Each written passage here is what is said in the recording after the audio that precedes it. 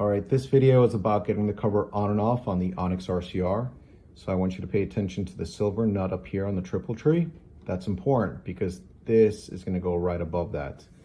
And here's our lock. So when the lock is locked, it's orientated like this. When it's unlocked, it's orientated that way. So we're gonna take the key and we're gonna turn it. Now, if your key is stuck, like it doesn't wanna turn, you can take your wrist and bump this cover a little bit forward.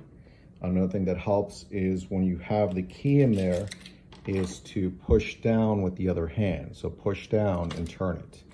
Otherwise, it can feel a little bit jammed. So this one is unlocked. And now what I'm gonna do now that it's unlocked, I'm gonna slide it back. You hear the clicking? That's because there's a latch here. When you put this cover back on, you want to push this down and you're going to go forward and the latch should catch, which it did. I can't pull this up. So now how do I get this off?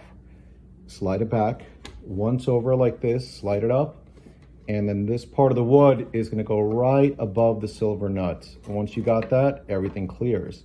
So now this here does not end up scratching the seat whatsoever because you've moved it forward as much as you can. So cover off. Now the cover goes on like this.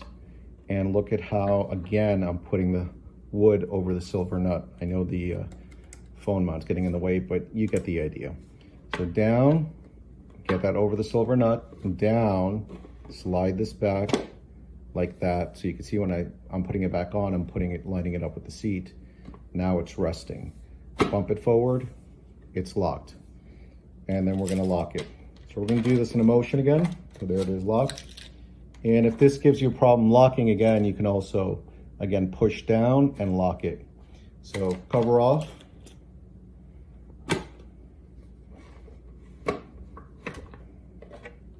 Now we're gonna do cover back on.